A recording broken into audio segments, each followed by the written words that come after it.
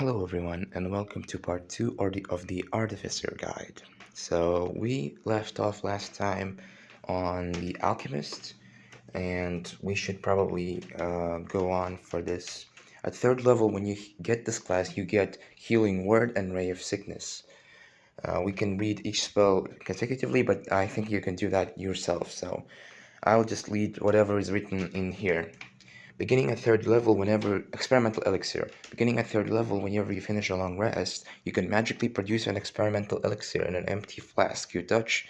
Roll on the experimental elixir table for the elixir's effect, which is triggered when someone drinks the elixir. As an action, a creature can drink the elixir and administer it to the creature.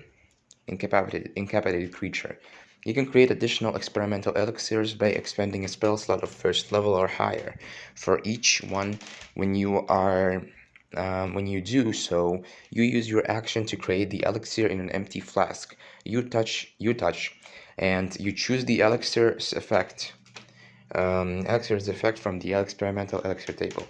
Creating an experimental elixir requires you to have alchemist supplies on your person. On any elixir you create with this feature lasts until it's drunk or until the end of your next long rest. When you reach certain levels in this class, you can make more elixirs at the end of a long rest. 2 at 6th level and 3 at 15th level. Roll the elixir's effect separately, and each elixir requires its own flask. So effects vary from healing. The drinker regains a number of hit points equal to 2d4 plus your intelligence modifier. Swiftness. The drinker walking speed increases by 10 feet for 1 hour. Resilience. The drinker gains +1 bonus to armor class for 10 minutes. Boldness. The drinker can roll d4 and add the number roll to every attack roll and saving throw they make for the next minute. Flight. The drinker gains flying speed of 10 feet for 10 minutes. Transformation. The drinker's body is transformed if by the Alter Self spell. Alter Self spell. The drinker determines the transformation caused by the spell, the effect of which lasts for 10 minutes. Alchemist 7th. At 5th level, you have developed a masterful command or magical chemicals, enhancing the healing and damage you create through them. Whenever you cast a spell using your alchemist supplies as the spellcasting focus, you gain bonus to one roll of the spell. That roll must restore hit points or be a damage roll that deals acid, fire, necrotic, or poison damage, and the bonus equals your intelligence modifier minimum of +1. Restorative Regents. Starting at 9th level, you can incorporate restorative regents into some of your works. Whenever you create a drink or an experimental elixir you created, the creature gains temporary hit points equal to 2d6 plus your intelligence modifier, minimum of 1. You can cast a lesser restoration without expending a spell slot and without preparing the spell, provided you use alchemist supplies as the spellcasting focus. You can do so a number of times equal to your intelligence modifier minimum once, and you regain all expended uses when you finish your long rest. Chemical Mastery. At 15th level, you have been exposed to so many chemicals that they pose little risky. So you can use the item to quickly end certain ailments. You gain resistance to acid damage and poison damage, and you are now immune to the poison condition.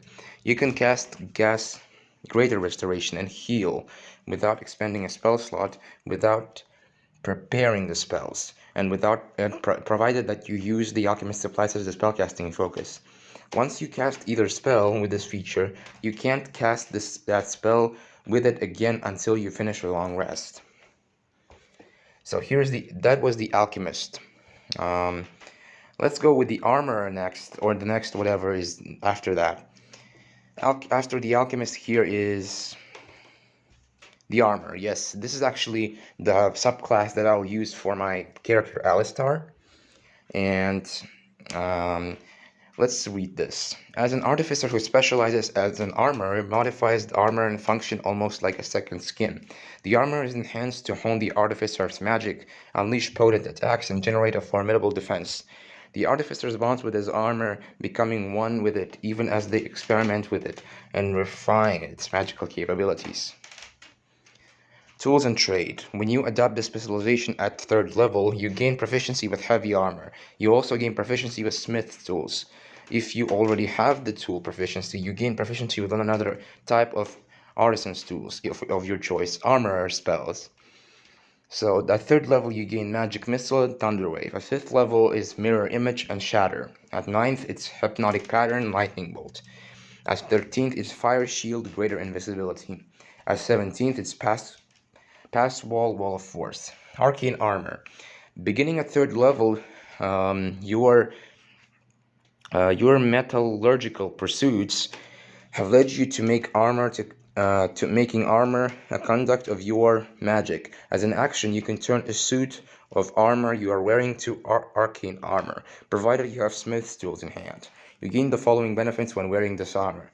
If the armor is normally has a strength requirement, the arcane armor lacks this requirement for you.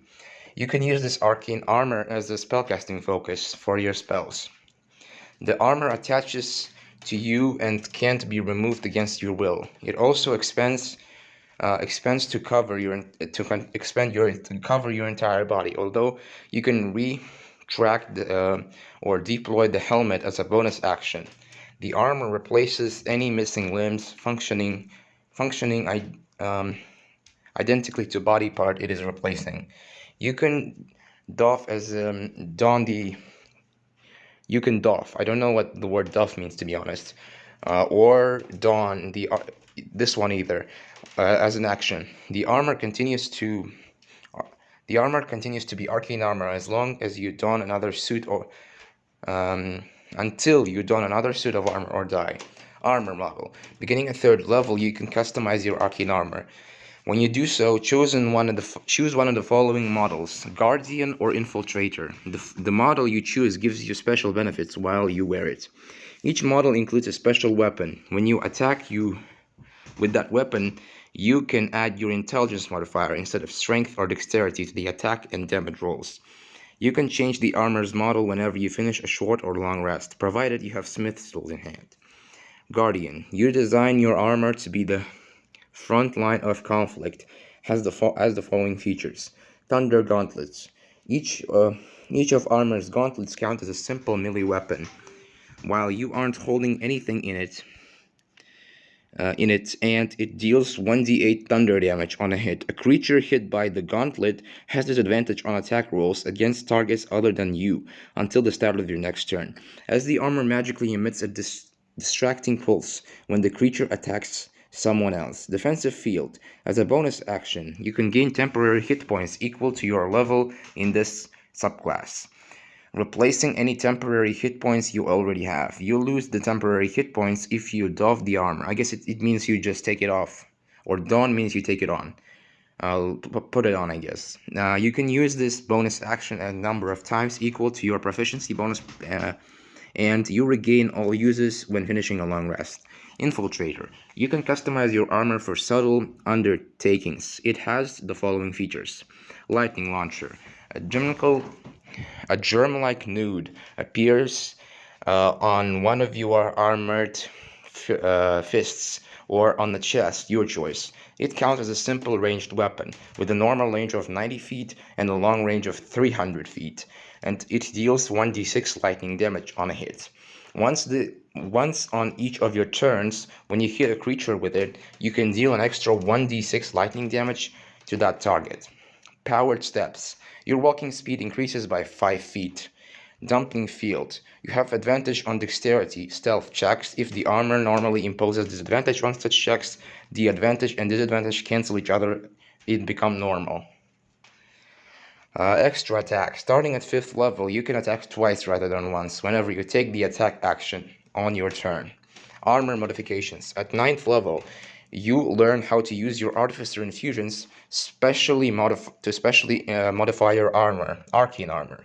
That armor now counts as a separate item for the purpose of your infusion items feature. The chest piece, boost, helmet, and the armor's special weapon. Each of those items can bear one of your infusions.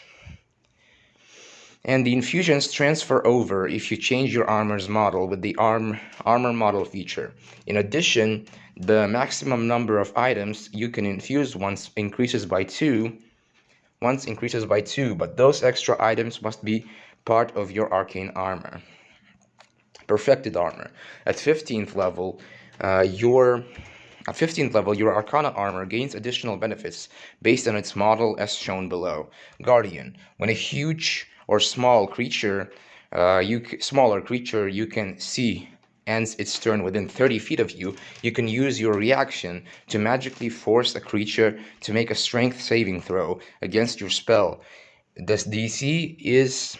Spell save DC is pulling the creature up to 30 feet towards you and unoccupied space. If you pull the target to a space within 5 feet of you, you can make a melee weapon attack against it as part of the reaction. You can use the reaction a number of times equal to your proficiency bonus, and you regain everything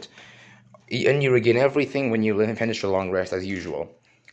Any creature that takes lightning damage from your lightning launcher glimmers with magical light and until the start of your next turn. The glimmering creature sheds dim light within 5 feet radius and has disadvantage on attack rolls against you as the light jolts if it attacks you. In addition, with the next attack roll against it has disadvantage.